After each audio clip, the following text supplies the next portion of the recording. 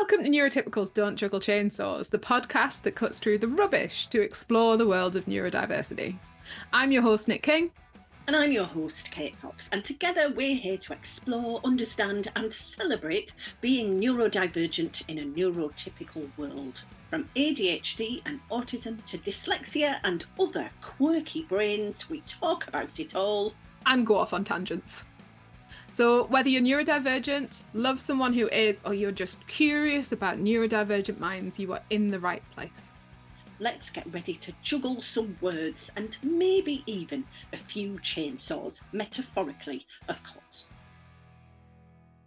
Hello, welcome to Neurotypicals Don't Juggle Chainsaws. I'm Kate Fox. She is Nick King. And today we are going to debunk the autism is a superpower narrative because it is annoying and we are fed up of it, but also, who doesn't want superpowers? So it can be a slightly seductive narrative, I think it's true to say. I want superpowers. I didn't get superpowers. Is there a line for superpowers that I'm missing? Has there been a cue that I've missed? It's not very British to miss cues. Is there a cue for the superpowers? It's not very British to have superpowers, actually, thinking about it, to be honest. I mean, you'd more downplay things. It's being a bit more Paddington Bear than Superman or Supergirl. It's like bumbling around, getting marmalade on yourself, not saving people from tall buildings, I would contend, possibly. If you had a superpower, though, what would you want? My superpower. Well, does flying count? It'd be lovely to fly. You wouldn't have to do any public transport. You could get everywhere quickly. I think flying would just be very pleasurable on the whole. Although I don't like heights, so it would have to. Oh, hang on. Yeah. Hang on, have we not thought this through, Kate? I've not thought it through. I used to be better with heights when I was growing up, and now I'm not. Oh no. Oh, I need a new one. Okay, I'll think. What about you? What is your wish for superpower? In a sort of with flying in mind, but is that the right word? I'm trying to say transfiguration, but I don't think that's it. Like shape shifting. I want to be able to become other things, and then obviously you could become a bird, and then you could fly, or maybe you could just become a dragon. Dragons can fly too. I could be a dragon, Dragons and can. then I could breathe fire, and it would be good. Not for other people, but it would be good for me. Yes. And you could make your dinner faster if it was a barbecue. So yeah, okay, that sounds good, being a dragon. But why are we debunking superpowers? What are we debunking? I think it's more than one thing here, possibly.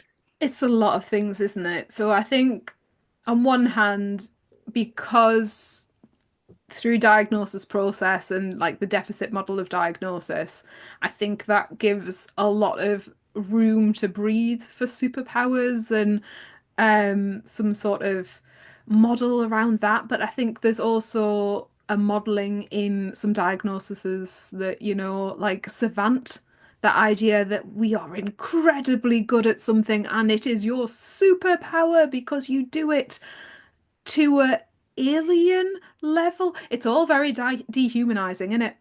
It is really, yes. And it's maybe it's in one way it's compensation or overcompensation for the deficit narrative. And actually I think that's potentially why it's quite seductive. Yeah.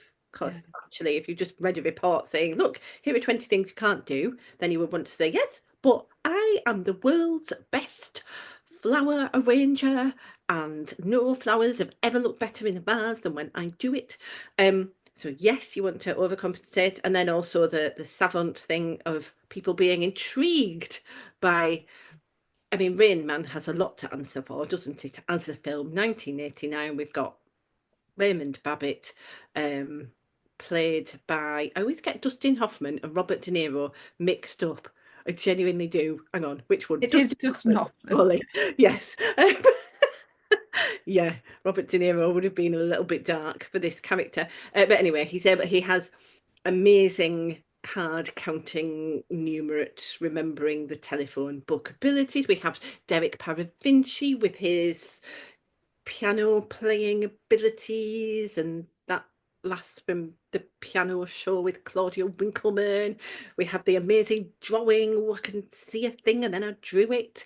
And that's society overcompensating almost, isn't it? Going, oh, bless. Yeah, oh, they're not right. Oh, but they can do one thing really well.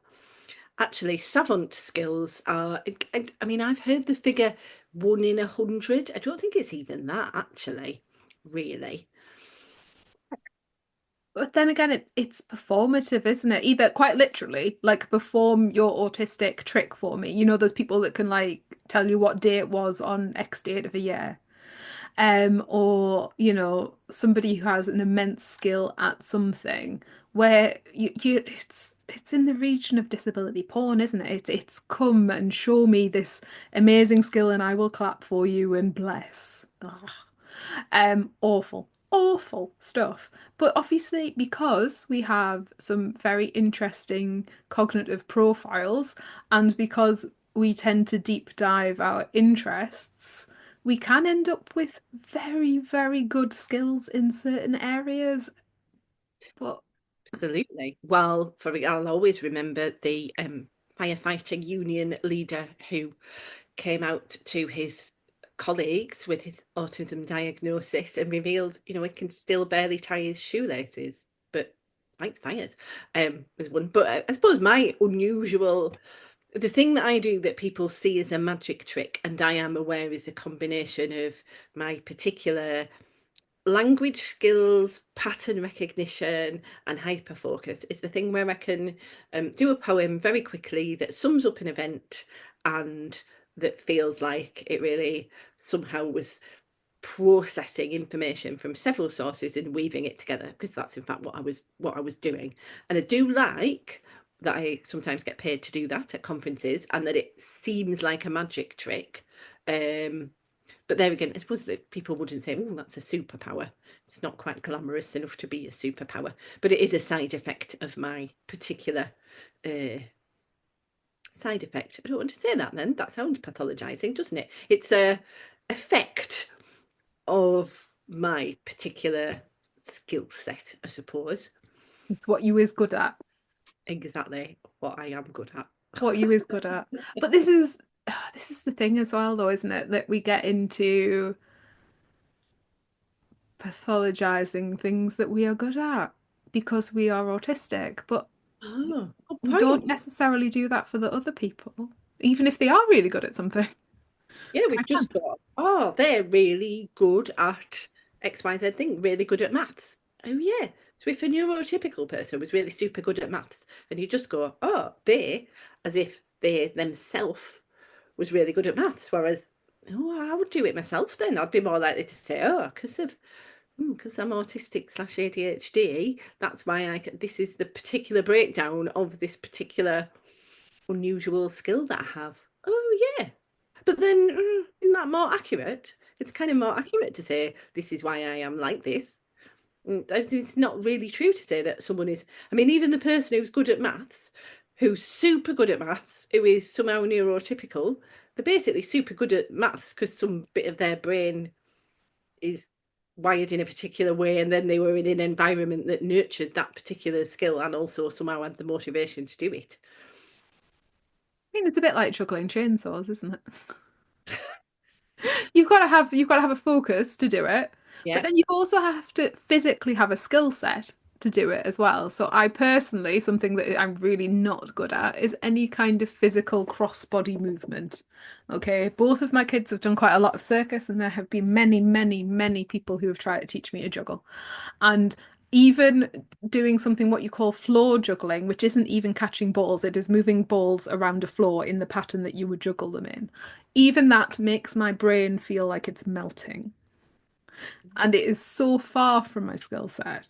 But then, obviously, on the other hand, there is a reason why this podcast is called what it's called. And there are lots of neurodivergent people with exactly the opposite skill set to me, where they are very, very aware of how their body's working and very good with their cross-body movement and their position in space and time and other objects' position in space and time. And that's why they can juggle very well. Um, but do we link it all to neurodivergence and do we make it a superpower? And can I bring up my my ADHD entrepreneur friends, who I think are an interesting category. Because if you're an ADHD entrepreneur, you probably have a very interesting relationship to neoliberal capitalism. Because on the one hand, you need to tap into it because you're an entrepreneur, and on the other hand, you don't really fit into it that well because your brain's weird. So you probably are going to sometimes be tempted towards the seduction of the overcompensation, and you will be running your workshop saying ADHD is a superpower. Learn how to tap into your superpowers, your superpowers of, I don't know, breathing, whatever it is. Things that are not superpowers can become made into superpowers in the service of neoliberal capitalism. ADHD people, I understand this urge, but are we saying people shouldn't do? I suppose it's just I don't like the superhero narrative. In Neurobears, there is literally a panda wearing a cape and a mask within Myths videos, and I do directly say that, autism is not a superpower because I just think it's such a weird narrative to feed children. You know what I mean? That you have superpowers. And I'm not into like autistic kids shouldn't be getting metaphors and like idioms and stuff like that because quite frankly I've based an entire business on it. But like there's a pressure to it as well if you do it with like young people. And what about the autistic people who don't have a superpower? Are they then a broken autistic without a superpower? Like, what's your autistic party trick? Oh, I don't have one. I mean, how rubbish is that? exactly. No, absolutely, and that's almost reason enough to No. leave off, yeah, the narrative. Want to help keep our podcast going strong, a bit like my coffee, you can leave a tip via our PayPal link on our website, Neurotypicals Don't Juggle Chainsaws, and your support keeps everything running smoothly, again like my coffee, and we couldn't do it without you. I suppose I'm now thinking about actual superhero stories, which do have a compelling value for many of us neurodivergent beings. Um, Again, because I'm leaning into the British eccentricity, it's Doctor Who is my superhero, and they are by no means a conventional superhero. But I'm thinking of, did you ever watch the series Heroes? For example, that was one I really enjoyed a few years ago, where it was, I basically can't remember anything else about it now, apart from the slogan, the cheerleader saves the world. And it was Claire, who was a very ambivalent superhero. She had these powers, but unfortunately, she, a bit like the Umbrella Academy also. So neither of us are true geeks on this, so we would be able to reel all of them off. But there's also a character in Netflix's Umbrella Academy, which stars Elliot Page, who sometimes just accidentally burns the world down with their powers that they are unsure of how to use. Ironically, superhero narratives in culture are often, I would say, quite close to unmasking processes or post-diagnostic process, because there's the kind of, it's a bit like a hero's journey. You kind of deny your powers, you repress them, and then you get permission to use them. But at first, you're not very good at using them, and you accidentally, burn people to a cinder. Oops. Or you explode a building. Oopsie daisy. I meant to save a person. I've just, burnt the local library down. And then you come to terms with your unusual abilities, and people around you go, oh, yeah, well done. But just try not to, nuclearize Greenland type thing while you're practicing, and then they become accepted and it's all fine. See what I mean? That is a kind of post-diagnostic narrative in a way, or even a pre-diagnostic narrative, a narrative of accept your individual abilities. So there is potentially a healthy thing in, Yeah. but although it's different, that's different to using the superhero narrative within neurodiversity settings itself. And often, if we're thinking sort of I don't know, X-Men and them all going to the academy or the Avengers, there is a level of these superheroes being othered, which I think there you can have a lot of buy-in to because obviously your experience is often being othered as a person and not quite fitting in and being a bit different and then wanting to seek out people who are also similarly different. You know, th there was a joke this morning because I've got unpacking understanding back in draft and said was like, you've done Avengers Assemble, haven't you? That's what you've done. This is what it is because I've gotten like 30 odd autistic adults together to make this new teenager thing. And they were like, I was like, that's I suppose maybe. I suppose maybe. But Yeah, well, and actually, the unusual thing, because we're still not allowed narratives generally, where multiple neurodivergent people come together, especially autistic narratives, it has to be a sole autistic. Whereas actually, yeah, the superhero narratives, they are groups, they are othered groups. And I would say, so I know I didn't watch it, but I suspect had I watched Channel 4's The Misfits, I would have mm, seen that in that. And I did watch Being Human. Oh, I loved that. A vampire and a werewolf and a something that wasn't either of those things, but can't remember now. That also had that sense of we are othered, we are different, but we're coming to terms with our interesting skills and abilities and supporting each other while we do that, and only occasionally accidentally eating someone during a full moon. Oops.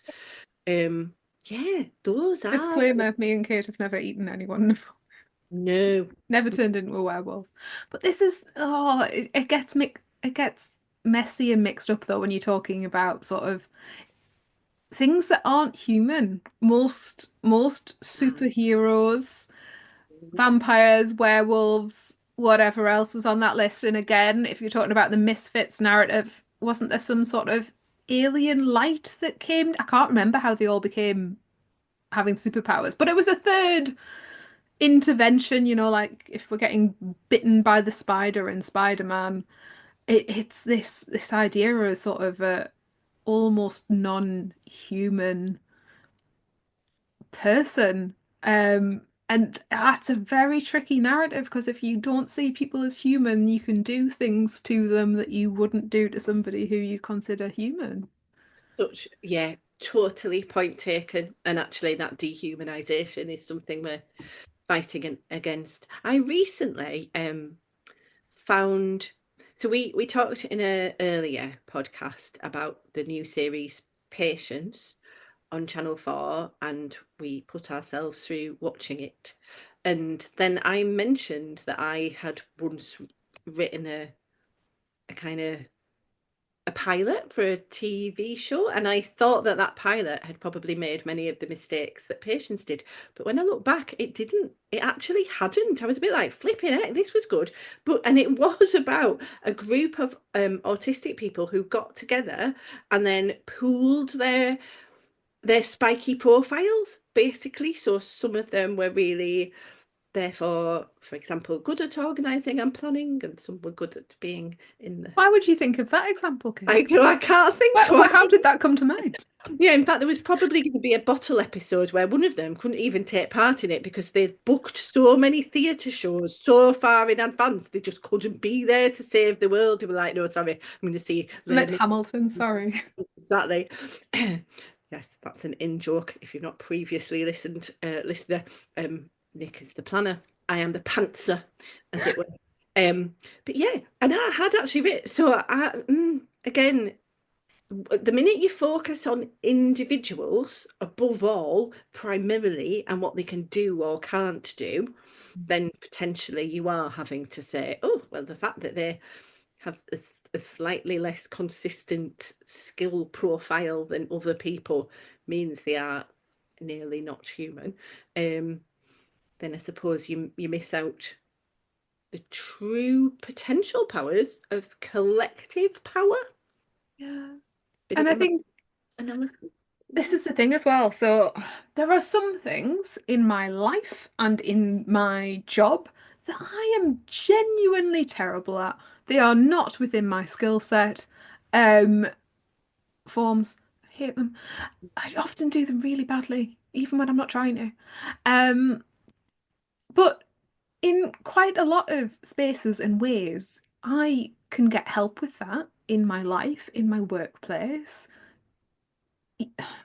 There is, if we're talking about the different sort of like spiky cognitive thing where we live in a world where everyone sort of has this idea of a baseline where everyone's a little bit good at everything to a tolerable level and that it's all within a sort of a narrow space.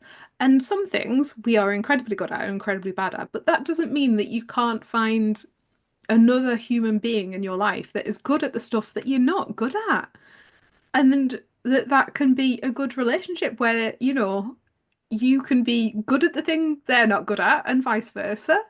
There are human beings in my life who are also neurodivergent who pretty much have full control of aspects of my business because they are good at maths.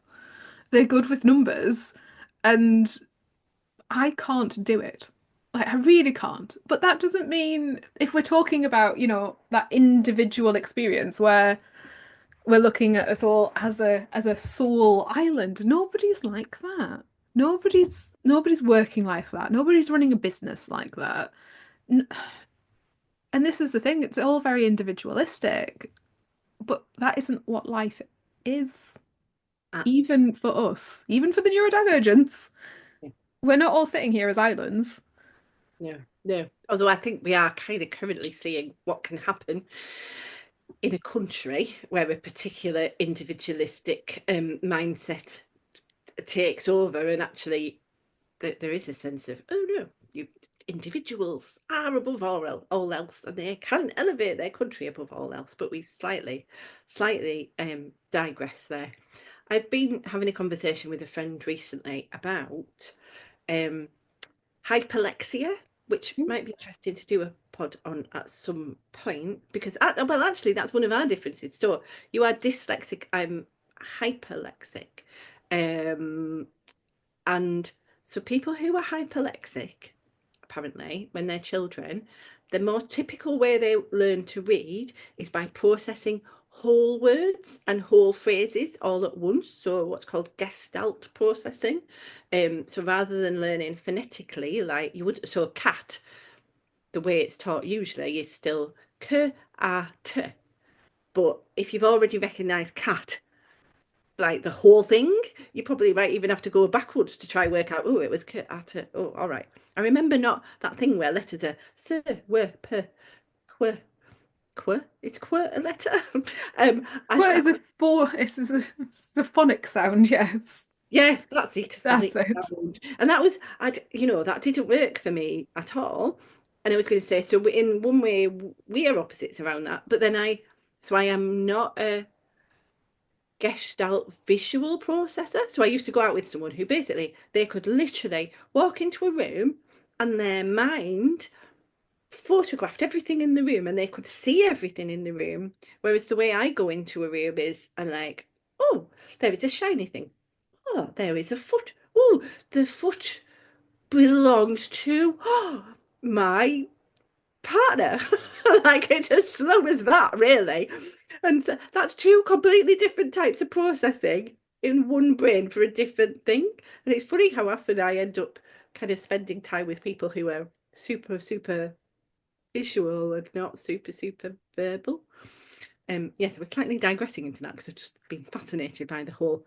How did you learn? So your learning to read process would have been a bit more fraught in some ways, but can you remember what it was? You see, you made a slight assumption because we haven't talked about it, but we can do it on the pod. I'm a hyperlexic dyslexic. What? Yeah, I think I that's read power, Nick. early. I think you're actually a super. No, oh, say more. Oh Go on. yeah, I read early. I do only see whole words as a visual. So if it is the right shape as a word and the first letter and the last letter are correct, I will not necessarily notice any spelling mistakes in between that. And actually, quite recently, talking about myths, my social media put out myth incorrectly spelt because it was the correct shape. but it actually had the T before the Y. And ironically, it got really good on the algorithm because people went around correcting it. And I was starting to think maybe we can just leave spelling mistakes in. But yeah, so I've actually got both going on, and quite a lot of my dyslexia more shows up in my spelling rather than my reading because I do see whole words and sentences, and I learned to read before I got to school. Whoa, that's I know. fascinating. Yeah, bracket slightly separate topic and separate pod, but actually Odd. a really interesting illustration of, whoa, different Mm. cognitive stuff is going on across different people in ways I think it would be fair to say we're only just beginning to unpack, aren't we, in Yeah. education systems and social systems. And I think there's room for more language, and there's more language, more communication, more knowledge as well, because I think, well, one, people make assumptions, but two, unless you have the knowledge to understand dyslexia, hyperlexia, and Geslant processing, which, let's face it, this isn't a beginner's course in autism here, guys. Like, nobody's done that in whatever random level 2 free course you got. Like, there's a lot to unpack and there's a lot to understand. There's a lot of stuff that isn't autism, but like, no capes, no underwear on the outside, and I'm too old for lycra. Absolutely. And I'm not flying because I'm too scared of heights. Damn it. So in summary, okay. Oh, hang on. No, a bit of me. You know, we have our inspirational closing monologue. A sentence came into my head. Now I will have to admit this sentence because it's exactly what we're trying to debunk, but it did come into my head. It was, we are all superheroes in our own way. Well, we kind of are. That's sort of true, though, isn't it? Actually, is You can it? be your own superhero. You can save yourself. Oh, hang on. Uh, Yeah, I'm not sure that's how inspirational. We can save. Oh, we can be super. It's like the ending of my female bodyguard poem, where I kind of changed the ending. At first, it was like, be a bodyguard for yourself. And then I changed it to be a bodyguard for each other and yourself. So, and that's the neurodivergent thing, isn't it? Partly, we kind of a collective ethic of care maybe need to. Oh, yeah, okay. Nick actually winced at that. I'm groping. Just don't say the word superhero ever again. It's not. In summary, the no end. capes. No capes. Thanks for tuning in to Neurotypicals Don't Juggle Chainsaws. We're so glad you joined us today to explore the fascinating world of neurodivergence with your hosts, me, Nick King. And me, Kate Fox. If our conversation sparked a thought, a question, or even a smile, don't keep it to yourself. Drop us a line at hello@neurotypicalsdon'tjugglechainsaws.co.uk or visit our website neurotypicalsdon'tjugglechainsaws.co.uk to write in. We'd love to hear from you. If you enjoyed today's episode, consider leaving us a 5-star review on your favourite podcast platform. Until next time, keep embracing the unique ways you juggle the chainsaws of life.